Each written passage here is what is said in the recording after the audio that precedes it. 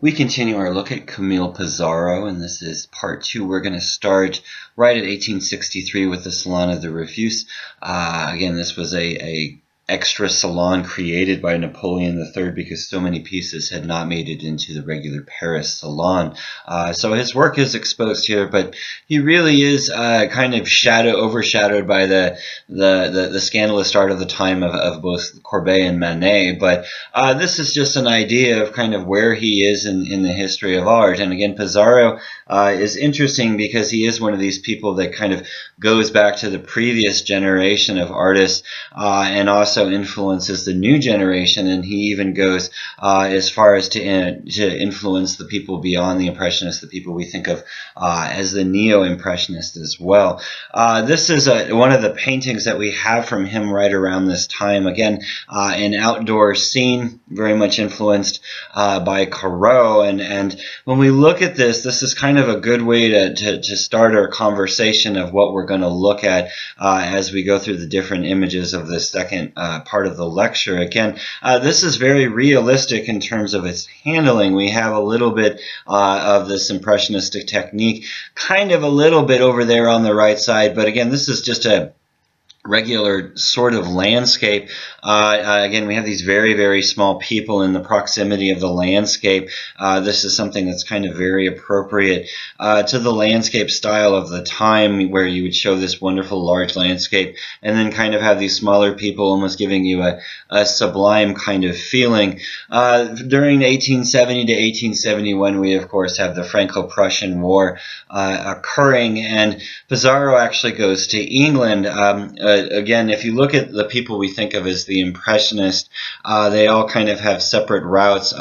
Manet actually kind of joins the military along with Degas. Monet does go to England as well. This is a still where I don't have any images, because when he returns, sadly, over 1,500 of his paintings that he had were completely destroyed.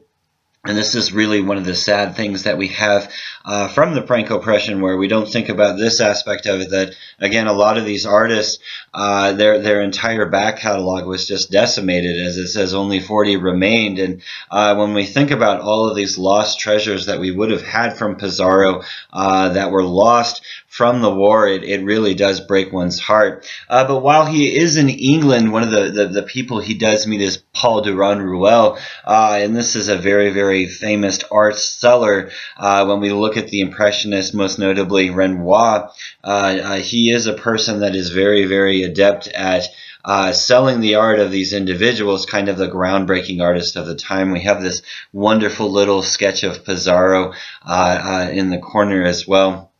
I love Pissarro because I've never seen an image of him without this big, wonderful beard, and it makes you almost think that he was born with this. But again, we have this community of artists living in England at the time, and this is one of the paintings we actually have, and this is a rare one because this is painted to his wife from 1871. And when we look at this, we start to see a little bit more of what we think of as the impressionistic outdoor style kind of starting to peep through. And when we put that in comparison to the previous image that we saw, that's kind of the focus of this as much as anything, is we have this good deal of landscapes. And even in this, if we look very closely there in the distance, very just to the left side of the center, we do have a tiny, tiny little person as well. Again, it was something that was always kind of inserted into these landscapes to give you this feeling of place. But again, this is a unique painting because it is dedicated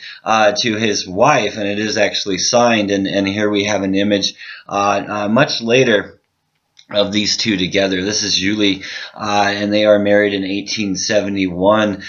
She was, if I remember correctly, the maid of his mother, so they had actually had a relationship with each other for several years, and it really always seems to me whenever I see image, specifically this image of her, that she seems very much like him, kind of this very down-to-earth person who's very good at kind of keeping things together. They just seem like wonderful people, like people you would want to go over and have an evening meal with and just enjoy the company of them, and very much a warm kind of relationship from my understanding. Again, when we think about the amount of things that Pissarro does in proximity of the other groups, she would have to be a stabilizing force as well. The Road to Versailles from 1871, returning, of course, to France, and this is what we see. Again, we have a difference in style, and as we get closer and closer to the magical year of 1874, we see more of this style start to develop. But again, we need to remember he's already friends with people like Monet and people like Cezanne. So all of these people are kind of working in proximity with each other and kind of feeding off of each other in terms of ideology and style. And again, this is this wonderful thing about having so many of these artists living in close proximity, is they did work with each other. And whenever you have kind of this situation, you really do kind of have this evolution occurring much quicker in art from the first Impressionist exhibition from 1874, the Horror Frost. And it's very strange here because it almost looks like our little figure that I keep mentioning and revolving back to is almost hovering above the ground just slightly here. And again, this would be, one can imagine, in the early morning hours when one would first get up and there would be that wonderful frost across the land. And here Pissarro is making an attempt at capturing that emotion and that feeling as much as what the landscape actually looked like there. You can almost feel just the slightest chill in the air from that wonderful white and blue that he has across the landscape in places. Moving forward here to 1876, and this is, of course, the year of the second Impressionist exhibition. So we're fully immersed in what we think of as the Impressionist style. And when we look at this, a lot of this with Pissarro becomes about his application of paint, when we can see the individual brushstrokes forming the anatomy of what we think of as the painting itself. And again, he's choosing gray weather. This is always kind of this interesting thing. Not the most pleasant time of day you would think to paint. But again, we have our smaller figures in the proximity of the landscape. And here we have this wonderful diagonal leading us off into space, creating this wonderful sense of space, making those buildings in the distance really, really quite fitting. Moving forward here, we have a wonderful scene moving through the forest and this house kind of hiding in the back. And again, when we think about this style and as we kind of progress through our images here, what we're going to notice is, again, this brushstroke, this kind of thin brushstroke that we have Pissarro creating, building up the landscape itself. Here again, we see this wonderful house kind of hiding in between these trees, but when we look at the foreground, when we look at how he's actually constructing the individual pieces of foliage there, this is as much the point as anything. This is just a wonderful painting for the entire range of colors that he's able to capture within this. One of my personal favorites, and again, you have to kind of be a painter yourself, I think, to appreciate things like this. The artist palette with the landscape, things like this, an actual physical object that the artist used. And again, he probably just reached a point when either the composition became so interesting, or he simply ran out of other material to paint on, or decided to get a new palette. So he worked on this one, and I love this because when we look at the top, we have this red and this yellow, obviously where he had clumped up this paint, and what he's kind of done is just left these bare giant clumps of paint and tried to almost fuse them into the landscape. They look like these gigantic flowers that are kind of growing up from who knows where and descending into the landscape itself.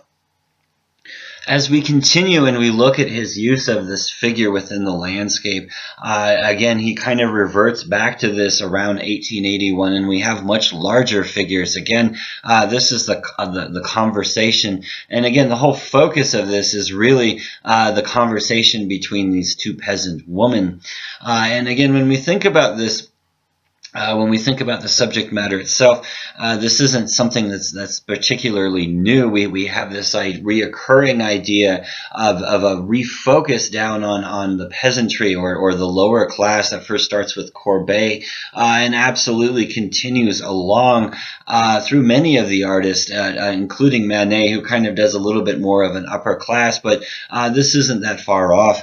This is a wonderful painting just to kind of enjoy for its fullness. And again, all of these wonderful different aspects, the brushstroke forming these individual reeds of hay and really kind of creating this wonderful composition. But in this, we have a peasant in the foreground, and we can see how he's starting to model people in a kind of a different fashion, trying to take this impressionistic style and wove it back into what he was doing with people, but continuing off in the distance. We even have the smaller person that we're very used to seeing in the proximity of landscapes at this time. So this wonderful painting kind of gives us this entire spectrum of what Pissarro is really accomplishing at this time.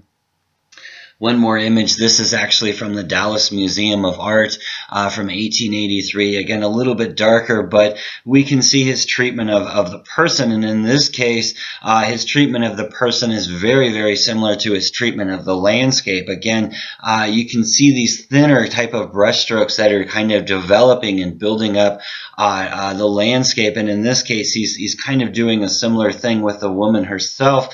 And this really, really kind of creates a balance between this, where the woman almost seems like, again, she's part of the scene and not really sticking out as something noticeable beyond the fact that she is a change in the overall landscape that we see. Join me in part 3 when we look at the Neo-Impressionists.